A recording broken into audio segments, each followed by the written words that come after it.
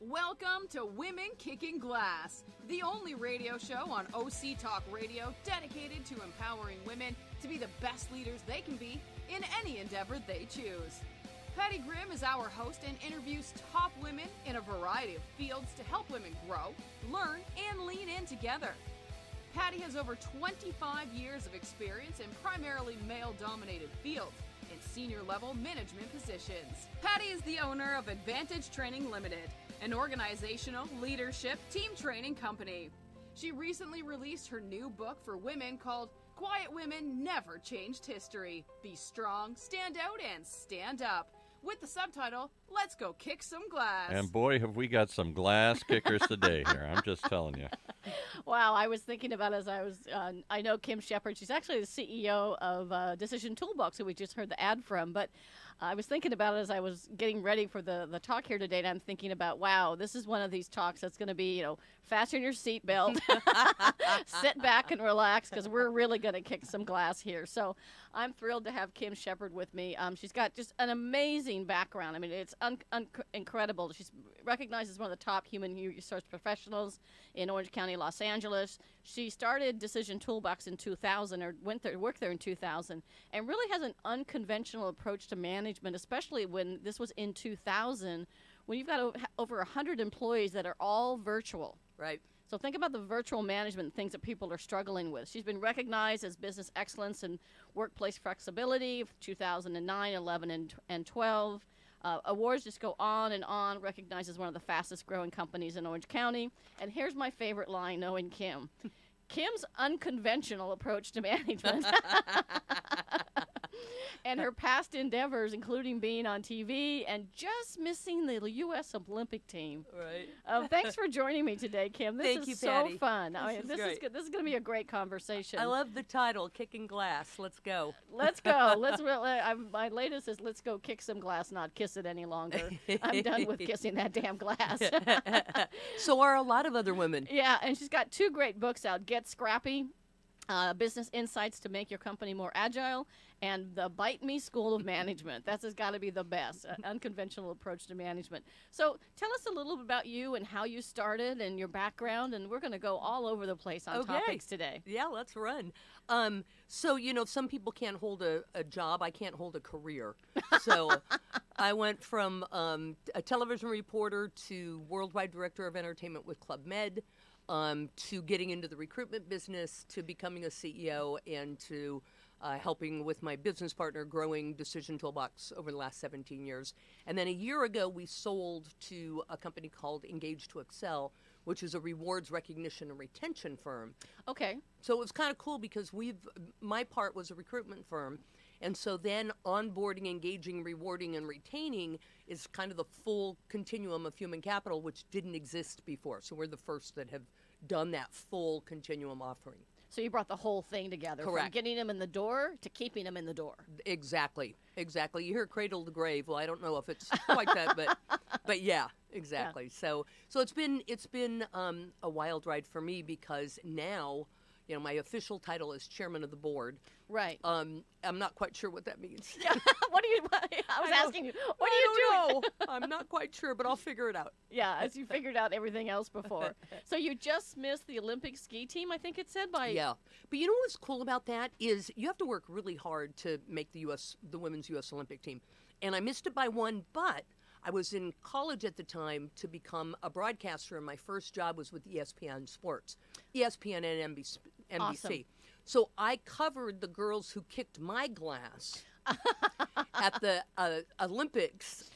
But I had the microphone, so it's much warmer to have the microphone than to be the one competing. So it actually turned out really good. I'm glad I missed the team. Yeah. So what's been the secret to your business success? I mean, I love this Bite Me School of Management, taking a bite out of the conventional thinking. Thank you. You've certainly done that. I mean, you know what's fun about that book? So I'm not classically trained in business. So I'm an ex broadcaster. What do I know about business? Yeah. And I came into business just figuring stuff out. Right. I think business is really fun. I think when you do it right, you lead with your heart, not your head.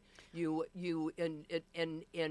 can do both sides of your brain, right brain and left brain. Yep. So there can be an immense creativity Right. In business, if you're not stuck in business theory, in business think. And I never got stuck in that stuff. So over the years, when I would solve business problems, I'd write it down on a 3x5 card and throw it in a drawer. So a publisher friend Interesting of mine, approach. thank you, saw the cards and said, "You got a book here." So I'm like, when do I have time to write a book? I'm growing a company. So it was a Sunday afternoon. I'm on the couch. I'm watching Lord of the Rings, and it's set in the mythical place of Middle Earth. And I went, Middle Earth. So I Googled it, and it's Queenstown, New Zealand. So a couple weeks later, I grabbed my 3x5 cards. I bought a one-way ticket to Queenstown, New Zealand, and wrote the book in 10 days. Oh my gosh. Stayed and did some skiing and some bungee jumping and some luging and a bunch of stuff, and then came home. Oh, that's incredible. That's incredible. It's funny because people ask me how I wrote my book, and I use 3x5 cards. Yeah. And every time I would have a thought or a quote or I'd see something, I'd write it on a card or I'd hear a song, because some of the things in my books are about lyrics to songs. And I would write them on these 3x5 cards, and I put them away at one point. I was really determined to write this book to empower women leaders, and I put them away, and I thought, I got that in my head of who would ever buy this book, what gives me the right to write it. All these self-doubt things came into my mind, and I put it away for 4 or 5 months. And then I was in church on Easter Sunday, and it hit me. You got religion. I got religion. It hit me like a smack on the side of the head, and I wrote the book probably in 30 days. I love it. Who On says you have to index- sit around and go, well, what am I gonna do? I've got when someone tells me I've got writer's block, it's like, have a cocktail, move on. Take a walk, have Yeah. a cocktail, Yeah, go you do something. Yeah, Yeah. move on. Yeah. So what are some of the biggest challenges you faced as a woman running your business? I'm not big on those kinds of challenges because from a very early age, I did everything girls weren't supposed to do. Me too. Okay, so when it's in your head that it's not an obstacle, it's Yeah. not an obstacle. Exactly. And I've always run my life kind of as an androgynous person. Mm-hmm. And I lead as a woman, which means I'm emotional, and I believe there's great strength in Yep. leading in an emotional platform. But I've just never seen an obstacle there. So when I was in high school, I was the school's first female student body president. When I was in speech and debate competition in college, girls weren't allowed to compete in that, and I petitioned, won, and Yep. then competed in it and won. Right. Right. And then for about the last 12 years, I've belonged to a CEO roundtable where for a long time I was the only woman in the group. Right. But I didn't care. I only needed to be one. So that was okay with You me. only need one voice. That's right. Yeah. As long as it's a big one. Yeah. Yeah. Yeah. And I don't think we have a problem with being quiet. I was sort of raised the same way, and I was raised to be a tomboy. My dad started teaching me Right. tennis when I was 7 years old. I played through high school and college, and one time I got entered in my partner and I, whose name was Kim, and they registered me as Pat. We got entered in a men's mixed doubles tournament, and we won. Was this tennis? Is that what you said? Tennis, yeah. I love it. This is before Billie Jean. Before Billie Jean. I love It was it. in the early days. And the other thing is, to me, if somebody ever says you can't do it, Yeah. that is like No. drive and motivation, and Yeah. I just want to say, watch me. Yeah. Yeah. My response is usually, no, you can't do it. I like that. I like that. So it's about really standing up for yourself. Yeah. It's about knowing who you are. You're very clear on who you are, what you stand for, and you embrace the fact that you're a woman leader. Yeah, well, there's actually great strength in that. I mean, think Yeah. about it. The people that truly lead with their heart, and that doesn't mean you disengage your brain. You know, your numbers have to work, your P&L and your ROI and your KPIs and Right. all that stuff has to line up, and you use your head for that. But what drives those numbers is, here it is, easy math. You hire people and make them happy, or even better yet, allow them to be happy. Get Right. out of their way. On your watch, you're going to keep them longer. They're going to perform better.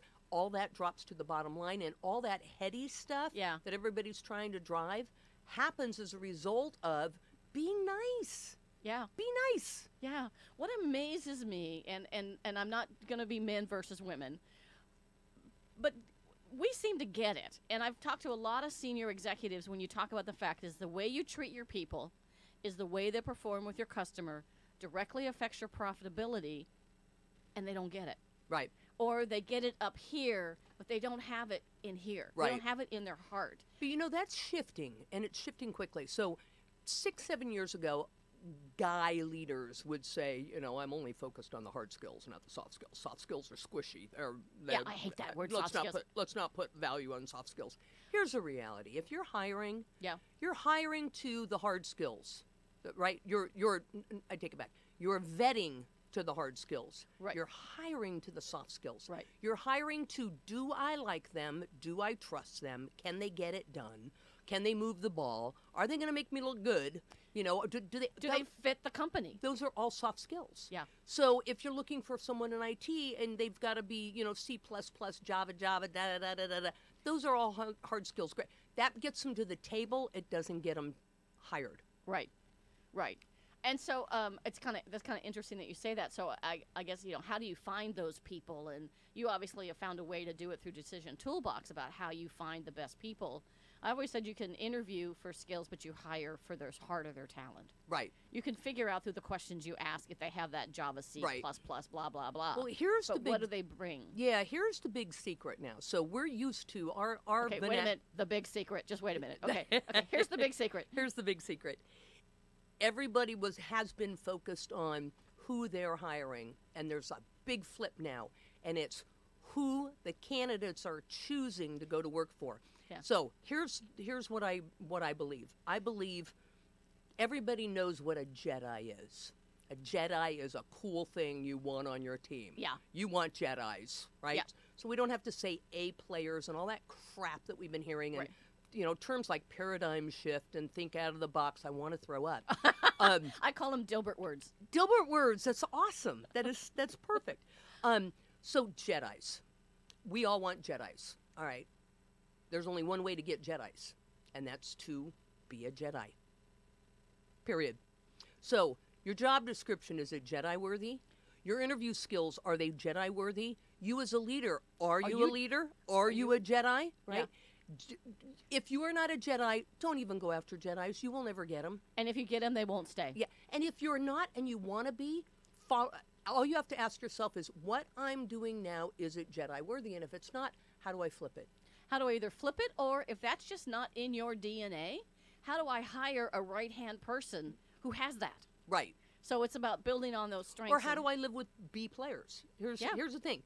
B candidates are going to join B companies. That's the math. It's done. Go home. Done. Period. Right? So if you're a B company, you're going to get B players. Done. Story over. If you're an A company, it's not enough to say, I want to attract A players. You have to attract A players. And you can only attract them by being one. By being one. So if you can't role model it, you can't expect Can't other do it. people to follow No. it. Yeah. And you have to realize that Jedis aren't like, I did a really good job at that company and therefore they're going to call me a Jedi. No. Jedis are born. I'm sorry, and I'm going to be obnoxious. I was a Jedi at age 6. Yep. I was a Jedi at age 12. I was a Jedi at age 20. Jedis are Jedis. Yeah. Jedis. Period. Yeah. Yeah. And you probably want a number of Jedis on your team, but you may not want your whole team to be Jedis. You might need a few people that are just willing to come in every day and do the job. Sure. Absolutely. Right? Absolutely. But you've got to be a Jedi to attract Jedi people. Exactly.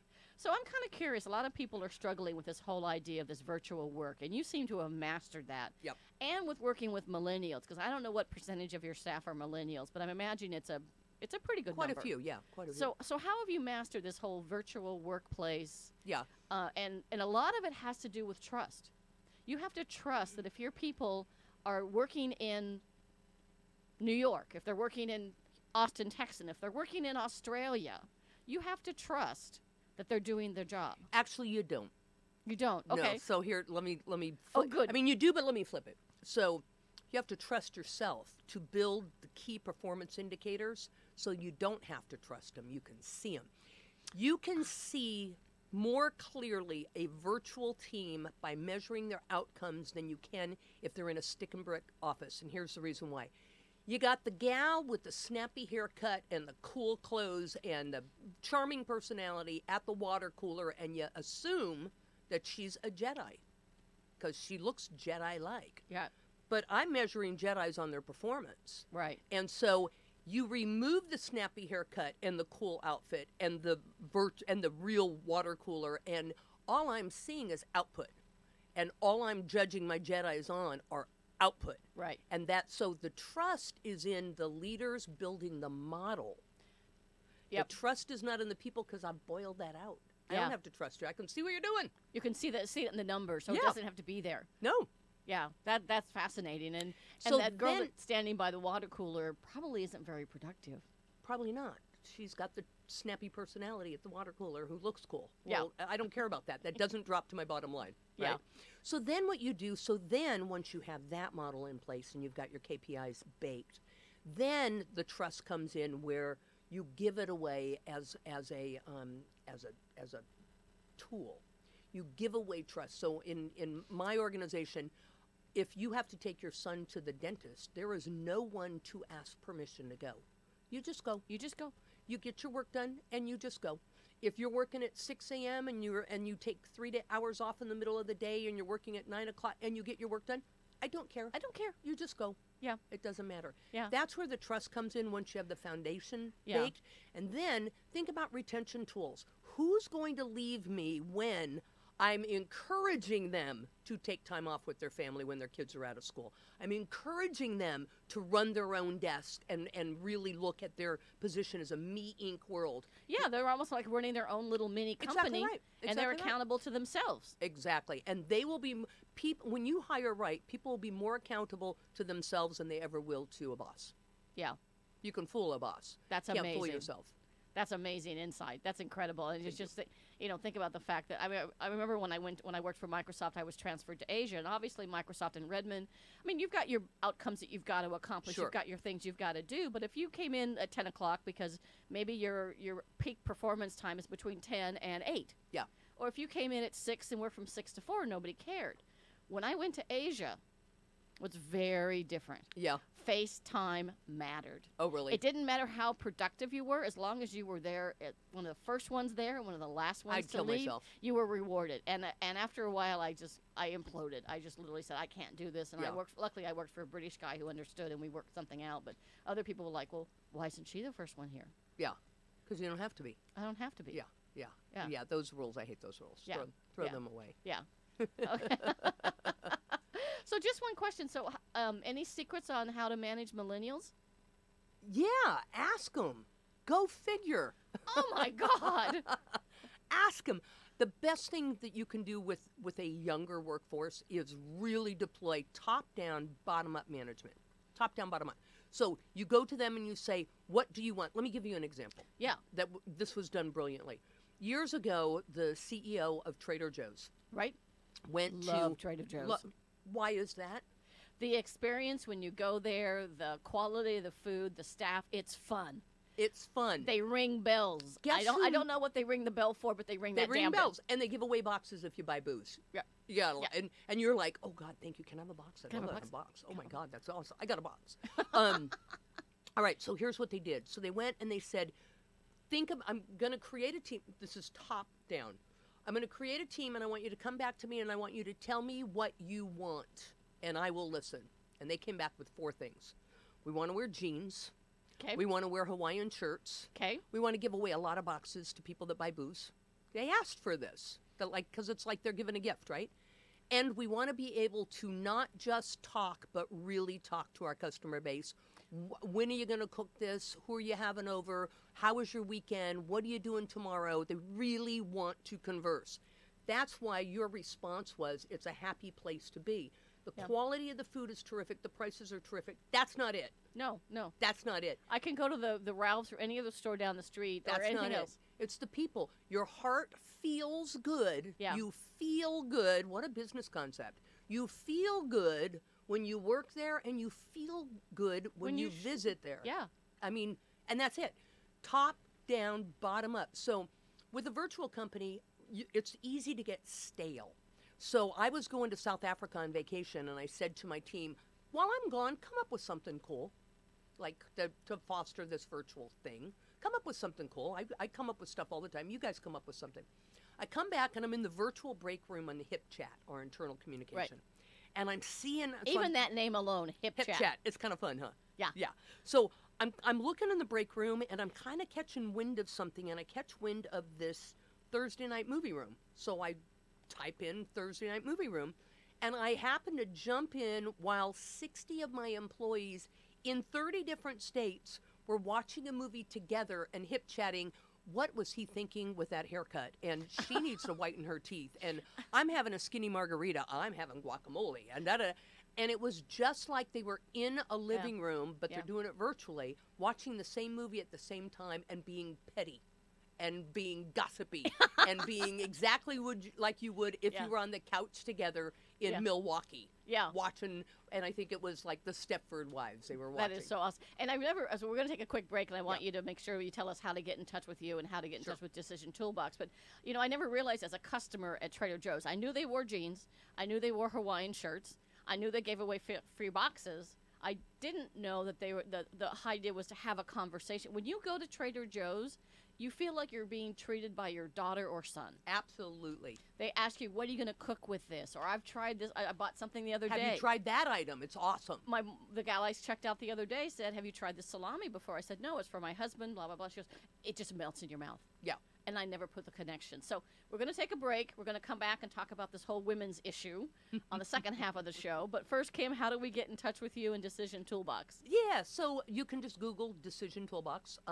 Or my email address is kshepard, S-H-E-P-H-E-R-D, like German Shepherd, right. At dtoolbox.com.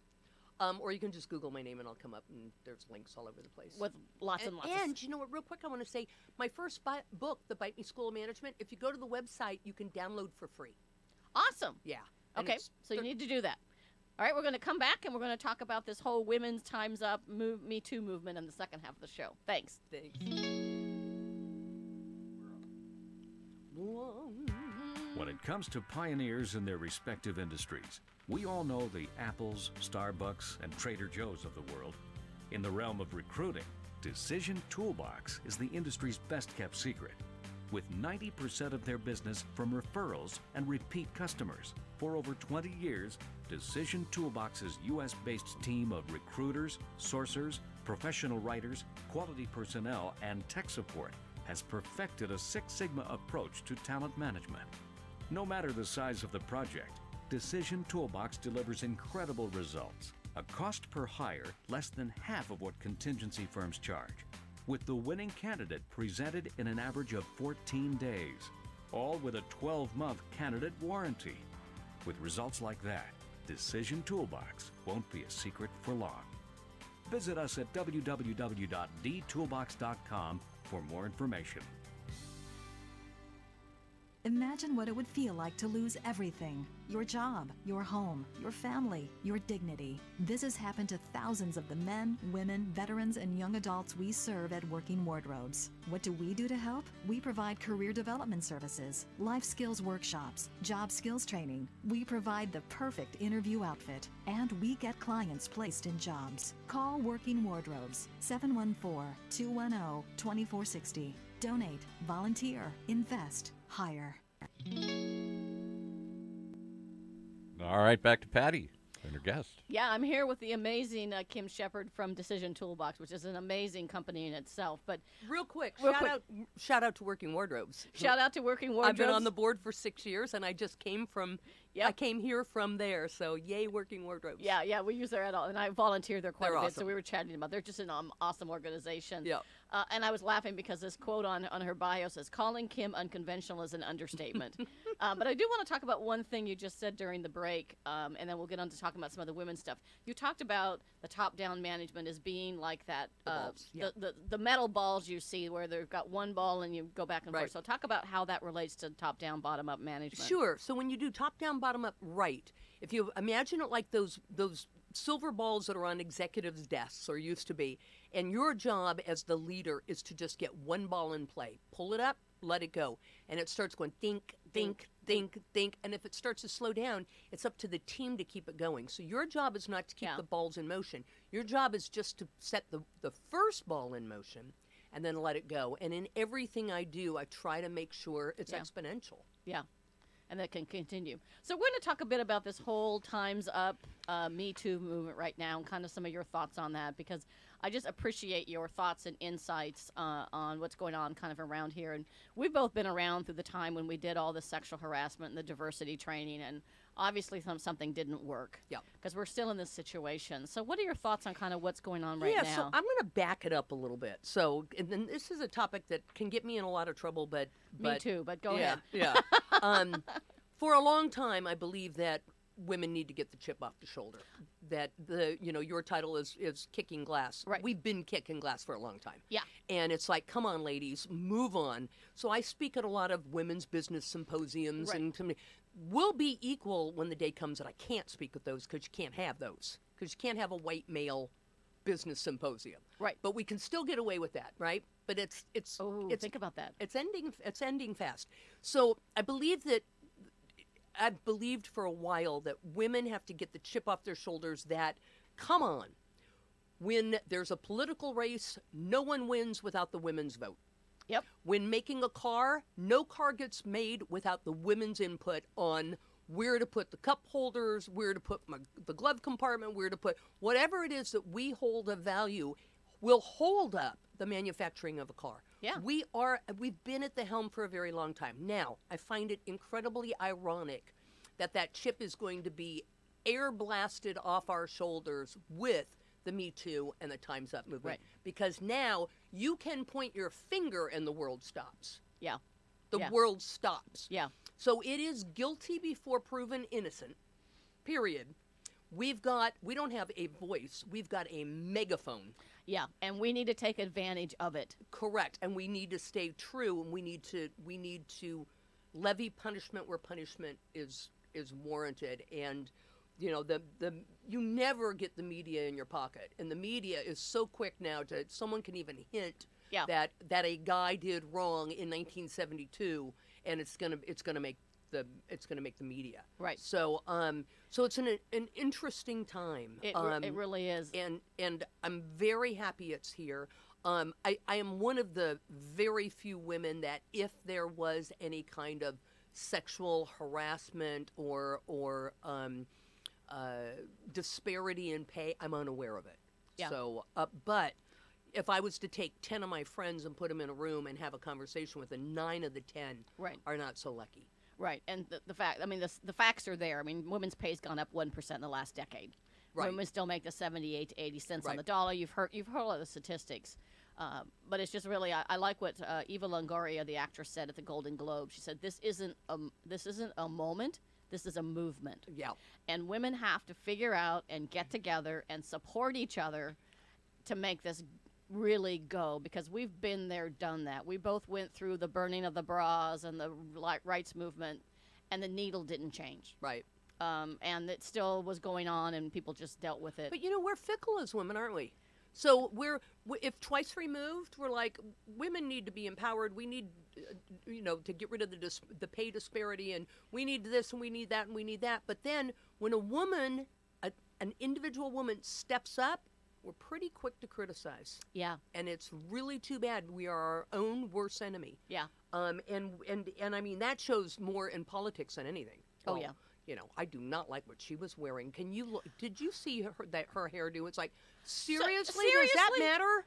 Are Yeah. you kidding me? Nobody criticizes some of what the guys wear or do, that maybe he gained 5 pounds. And Even if you did, it's stupid. Yeah. It's stupid to do to women. It's stupid to do. It's stupid. It is It's so taking. petty. It's dumb and dumber. It's like, how about their political beliefs? How about their pedigree of what Yeah. they've done in the past? Yeah. I don't care if they put magenta with red on their clothing.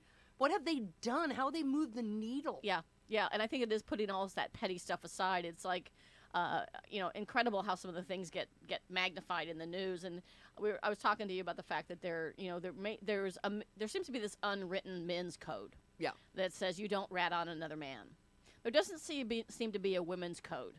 That we go to bat for other women and we support them. And so if we're in a meeting at a company and you bring up a brilliant idea, as a woman, to support you, I should be saying, if nobody noticed, I should be wait a minute. Yeah. Kim just said something really brilliant. Let's explore that idea. Yeah. We need to be doing that. We need to stop this women against women. Well, and you need to trust yourself. I mean, to boil it down to a smaller setting, and everybody has been here. You've been sitting in a meeting, a group, or whatever, and someone says, well, the TCAs are not da-da-da. and nobody in the room knows what TCA stands for. No one. Yeah. I will always say, excuse me, stop, wait, whoa, I don't know what that means. Now, why am I doing that? One, because I don't know what it means. And if I don't know what it means, no one else knows what it means either. Yeah. But two, to move on and pretend that I do means I can't grasp the whole story. Yeah. So, and every once in a while, you do one where everyone else in the room does know what it is. I don't care. I don't care. I'm not going to move forward under false pretense that I Yeah. know the whole story when something that Yeah. was important enough for you to say, you know, and the minute it comes out of your mouth, the stronger you are. I'm going to tell one quick story. Please tell stories. Okay, so I belong to a CEO roundtable up in Santa Monica. Right. And I belonged to it for 12 years. It's an amazing group of brilliant people, all men but 2 women, 2 of us. Now there's 2 of you. It used to Now be there's just- 2. Used to be only 1. Now there's 2. We're making big strides. Anyway, the format when I first joined is they invite you to spend a half day with them, and there's a topic that's covered, and then they go round robin on what's keeping them up at night. So, and I, as the invited guest, I'm going to go last. So the first CEO says, well, my KPI is blah, blah, blah, blah. And the next one says, my ROI is blah, blah, and blah, my blah, blah. P&L and my da-da-da, and it did it, and I need to blah, blah, blah. And it got to me, and what was keeping me up at night, I was being sued for palimony. So you do a dance with yourself, don't you? Yeah. It is the truth, but is it going to knock me out of, I mean... Are they going to it's- throw me out it of does not go with the flow of this circle. Right. But it's what's keeping me up at night, so I threw it on the table. Yeah. And the body posture was, oh my God, the girl said a girl thing. Oh my God, there's a girl in the room. And so I knew for sure they weren't going to invite me back, and they did. So I came back the next month, and now I go last. So the first guy says, you know, my daughter wants to go to this college, and I really want to go to this college. And the next guy goes, you know, my wife and I are having a little bit of an argument over da-da-da. Every single person, all 18 of them at the time, had a personal issue to put on the table, and I was the only one with a business issue. I was the only one saying, you know, my ROI and my P&L, and my KPIs, blah, blah, blah. And it now they are always, the guys are always saying that the richness of the group has gone so deep because it's us as our whole life, not Right. just our business life. Because as business leaders, it's very lonely, and you get scared. It's very lonely, and the higher you go up in the organization, the less people talk to you. Oh yeah, That's why a lot of executives hire outside coaches, Exactly. or they belong to a mastermind or a CEO forum group or something because they want somebody that'll tell them the truth. If Yeah. they don't have any clothes on, somebody needs to tell the damn emperor he or she doesn't have any clothes on. right, exactly.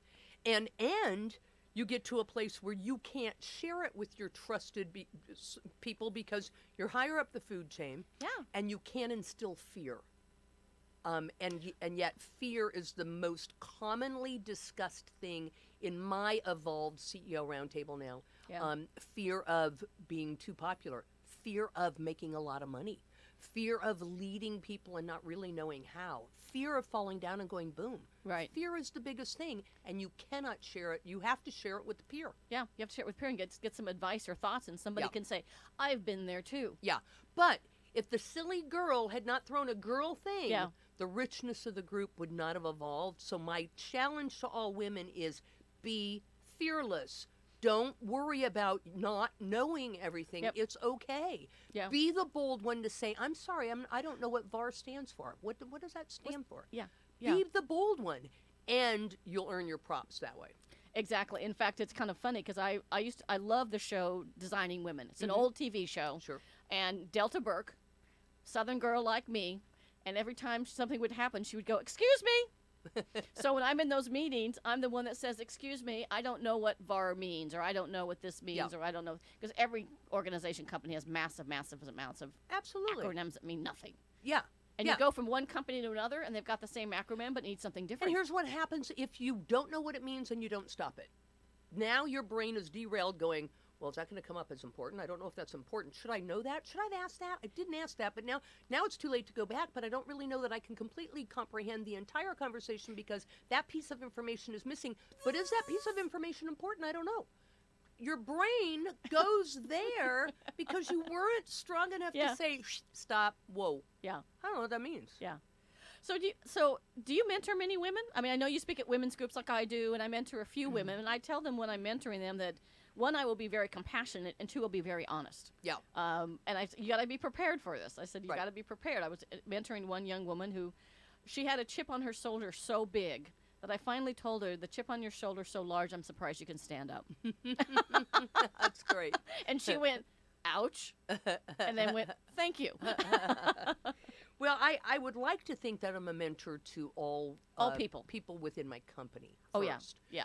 I really set out to build a company, one made of respect and love, and it's worked. I mean, in 5 years with over 100 employees, I lost 3 people. That's amazing. That's unheard of. That's unheard of. It's unheard of. In that industry, because recruiters get recruited by recruiters. Exactly or they right. go to work for a client. Yeah. But hopefully I've got the best platform to play on, because the recruiter's compensation is variable, and it's not based on the fee at all. It's based on how happy did you make the customer, how thorough did you do your job, how accurate were you, how fast were you. All these things that they can control can change their salary from $60,000 a year to $160,000 a year based on them. So what does that do? If you're making $50,000 a year, you starve out. You go, and where do you go if you starve out of my company? You go to work for my competition. Isn't that a lovely day? Isn't that great math, right? And if you're Works making for you. if you're making $160K, you're not working for my competitors. You're staying with me, and you're doing an amazing job because Right. you're earning the money, not Yeah. being given the money. You're Yeah. earning the money. But you're measuring things that matter. Yeah, So, you understand that what you measure is what people will do. right. Exactly right. When doing KPIs, all you have to, people go, well, I'm not sure what to do with my KPI. What do you want them to do? List out 5. Yeah. Now let's back into how we measure it.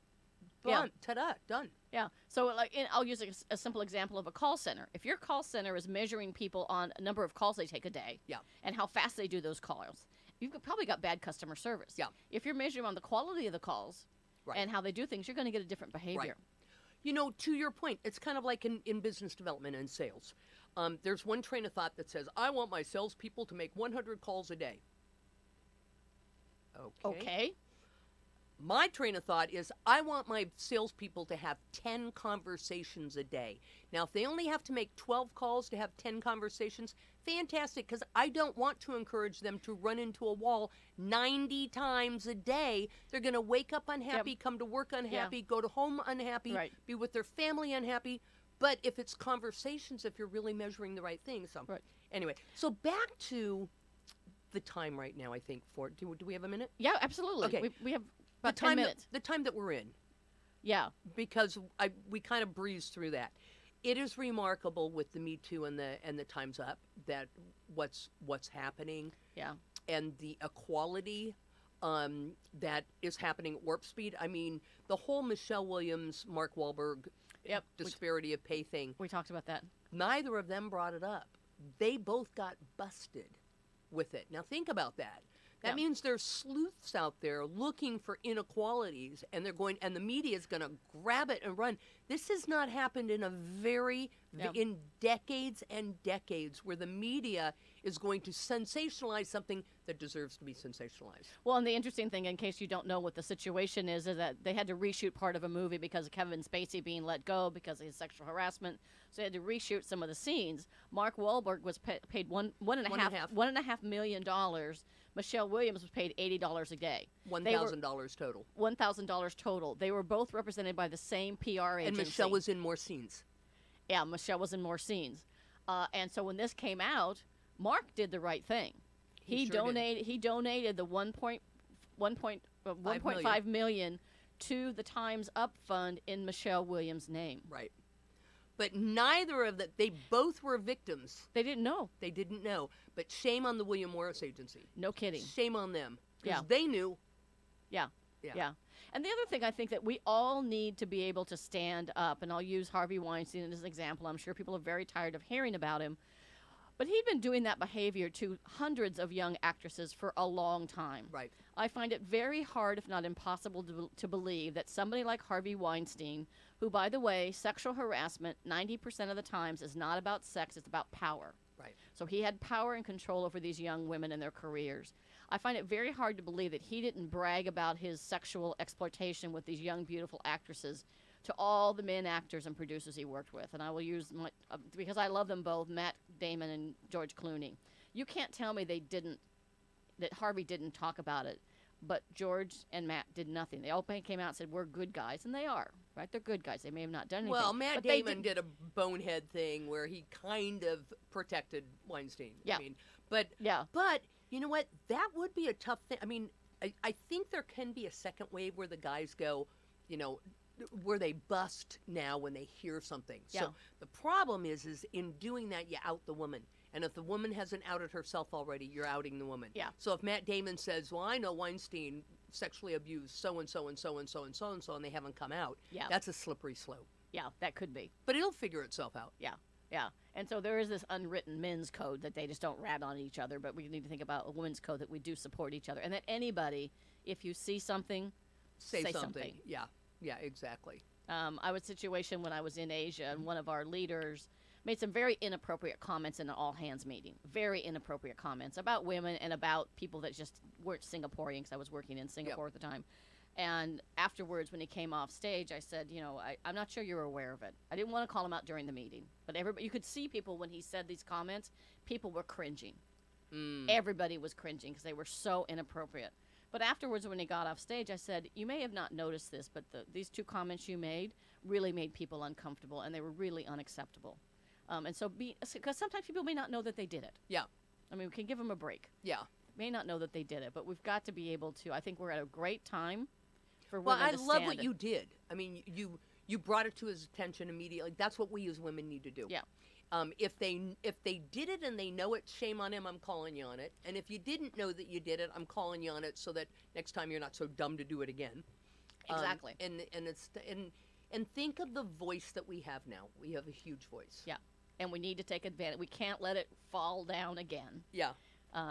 This is to hopefully be the final. I mean, if nothing else, think about your daughters, your granddaughters, your nieces, any young woman that you know. Do you want them to grow up in the same kind of environment, or do you want them to grow up as fully empowered young girls who knock the socks off the world? Well, and also the bravado of some of the men. I mean, we're going into awards season, and we had the Golden Globes and the Critics' Choice and stuff, and James Franco wearing a Time's Up button as he accepted his award, and the next day 5 women come out and they probably wouldn't have come out if he wasn't so brazen to wear the button. The button, yeah.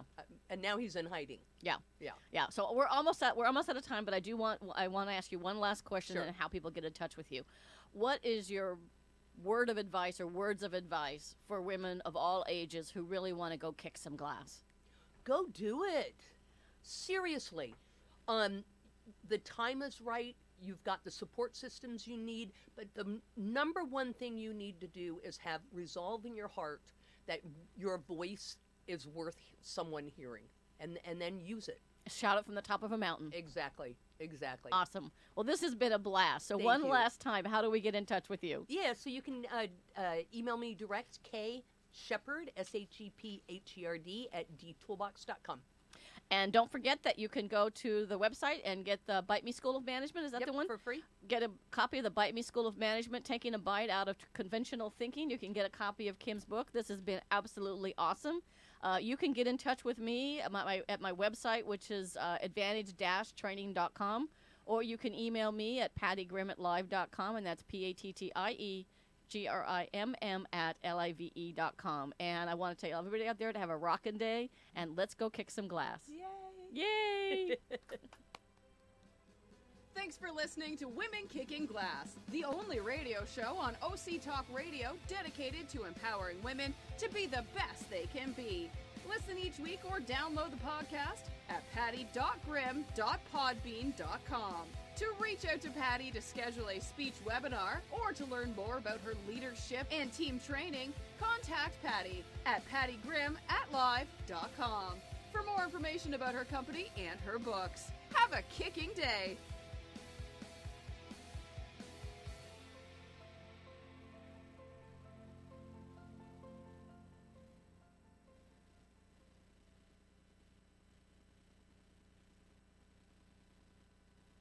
Live from NPR News in Washington, I'm Janine Herbst.